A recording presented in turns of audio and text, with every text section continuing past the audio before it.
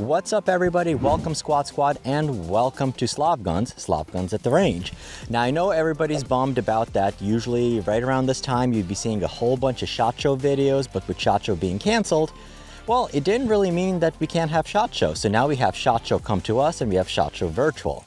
I'm joined here by one of the channel friends, somebody we've been working with for a really, really long time, and somebody I'm proud to kind of consider a friend, Brett from Darkstorm Industries.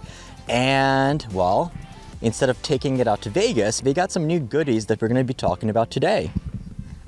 Absolutely. So I'd like to introduce the DS25. All right, what we did is we combined a DS10 and a DS15. We come up with the DS25. It's essentially a modified DS15 that'll shoot 308. We tweaked the upper and the lower receiver a little bit. You can see the much larger magazine well, the bigger ejection port. We scooted everything in the lower receiver back to allow to accommodate that 308 magazine. With the barrel, it is a 16-inch chambered in 308. We just opened up the chamber a little bit to accept the 308 cartridge.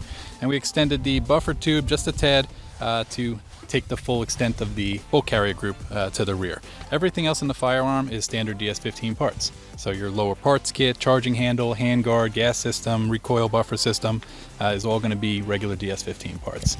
So from somebody who's looking at it from the outside in, it almost kind of looks like you're stuffing a 308 or an AR-10 into something that's the size of a package of an AR-15. Yes, that's true. The overall weight on this is actually just 6 pounds, 11 ounces. And this at least seems like it feels much more natural of a package. Yes, the AR-10 was sort of flawed from the beginning. Okay. It was dropped by the military, was picked up by a few commercial companies for the general public, and I don't believe anybody has really perfected it. They've all kind of had their own little ticks throughout the years. Not to mention the overall weight. I think the lightest AR-10 out there was a little over 9 pounds. Yeah, and I think most of them are like 10 or 11 pounds. So like at that point, it's like, well, you can get a lightweight hunting gun that's about 6 pounds, or like 10 pounds, and that's not including optics or ammo. Correct. And then, well, with 10 round magazines, you're still adding a whole bunch more ammo on top of it. Then it's like, what's the point? No, you're right. And which is why, we kind of went back to the AR-15 style platform. This was tried and true. Okay. And we figured, if it works for every other caliber, it's going to work for 308. So there are no AR-10 parts on this firearm. However, there are a lot of AR-15 style parts on this firearm. So we are going to sell them as complete firearms. We're also going to be selling builder kits. So the builder kits are going to have the upper receiver, lower receiver, bolt carrier, barrel, and buffer tube. That's all going to come in a kit. That'll leave it to you to pick up your standard mil-spec lower parts kit, charging handle, whichever style AR-15 handguard that you like, gas system, recoil system, buffer system, furniture. All of that is going to be your standard AR-15 style. And in what calibers are you going to have them available in? This will just be 308 for the time being. We have been talking about rolling out a 6.5, but that'll be later down the road. Okay. And then let's say, for example, somebody buys a 308, and then a year from now, let's say we want to get into the precision game, and they want to switch to a 6.5 Creedmoor. I guess they would just be able to swap the barrel and go from there. And would that be user serviceable, or would they need to send the gun in? I would say if you wanted to send it to a qualified gunsmith, that would be easiest. If you are savvy and familiar with the platform, it's as far as changing a barrel goes, it's pretty simple and straightforward. We will be offering the DS25 in 4 configurations. Standard for those of you in free states, fixed magazine for anybody behind enemy lines in restricted states, post-ban for some of those in Jersey, and non-NFA for free states as well as New Jersey and Connecticut. And there was a question from somebody who lives in America. Is like, hey, can we get that in an SBR? Yes, we will be offering an SBR as well. It won't be available on the website, but we will do special orders. Okay. So I know it's like when we talked about this on our live stream, I guess it was a couple of weeks ago, it was like, you guys brought this up. I'm like, you know what? I completely didn't expect it. It came totally out of left field because, Darkstorm, you're well known as a mid-size firearms manufacturer who really focuses on providing firearms for every gun owner, no matter where you live. So, Darkstorm, when you go on the websites, you make 50-state compliant firearms, and no matter whether you live in California, New York, New Jersey, or in Texas or in Pennsylvania, you'll be able to get a gun configured for you. And then you have this.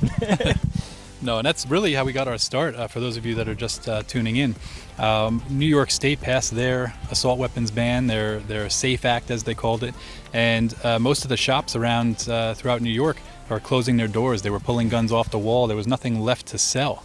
So Darkstorm kind of got its foot in the door and said, if nobody else is going to supply to New York, now that we're restricted, we're going to supply to New York.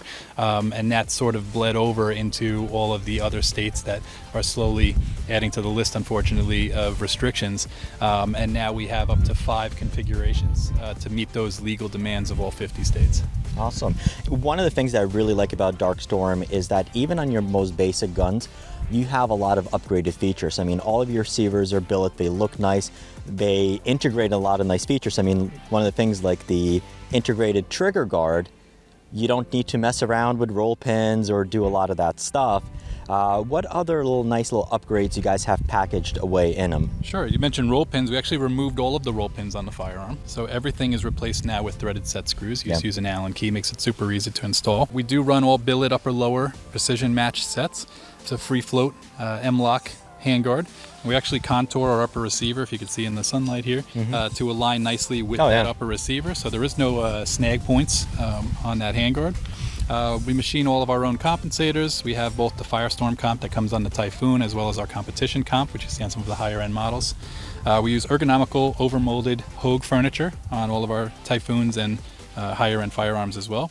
Ambidextrous billet controls like your safety selector, your charging handle, and new for 2021 we added a QD sling plate on the back. We used to have the clip-on ones, but this was overwhelmingly more popular, so we moved to the QD for the back plate now. It's interesting, it's unique because I mean, a lot of people say, oh, you're going to go get a mil-spec upper lower receiver, and then and typically that means you're going to get a forged upper lower receiver.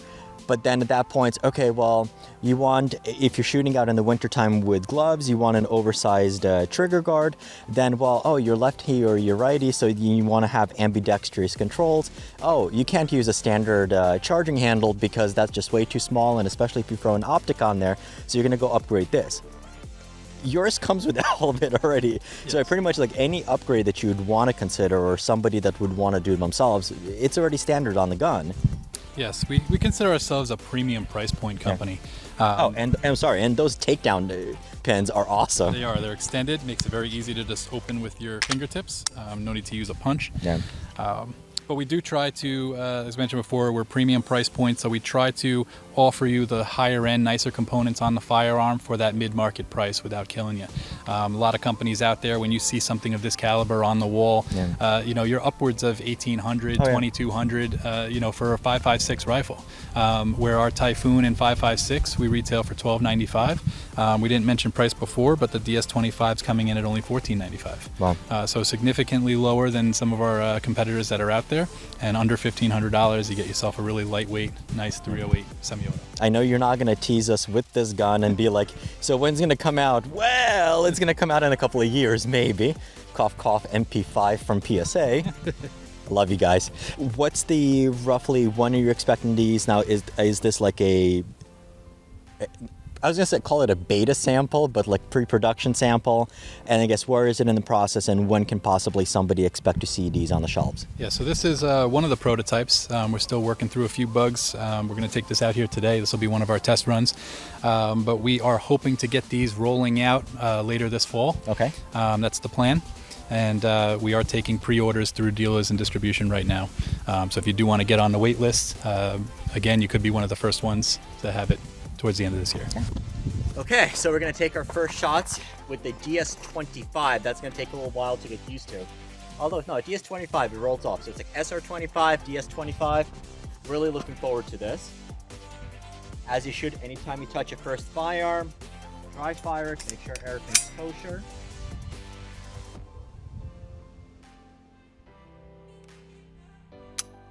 Nice. All right. Very nice glass on here. I will have to reach out to Trijicon.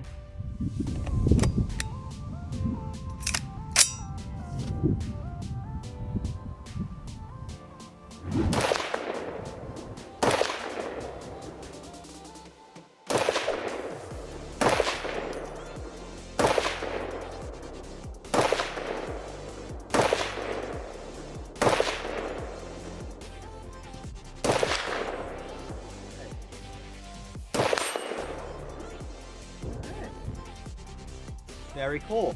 Yeah, so it's definitely, you can tell that there's a little bit more recoil, but I would probably say it's a little bit quicker. It's not like there's no sluggish movement back into your shoulder. The gun stays very flat. I would compare the recoil almost to like a 6.5 Grendel. It's very, very close to that, but probably a little bit sharper, a little bit snappier. Overall, this is really quite impressive. And once we have these and we have longer range accuracy numbers, I mean, I'd be really intrigued what you can do with it. But otherwise, it feels very solid in the shoulder.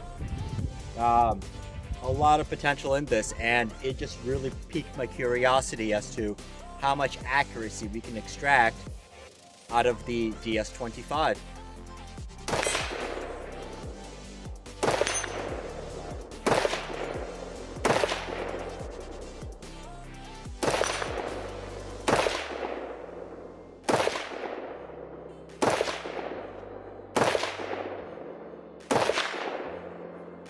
Brett, thank you for joining me. It's always a pleasure. I'm not gonna make you squat because, well, we did last time, but there wasn't snow, and no self-respecting Slav is gonna get their Adidas dirty in the mud. As always, thank you for watching. Keep on squatting, and I'll see you in the next video.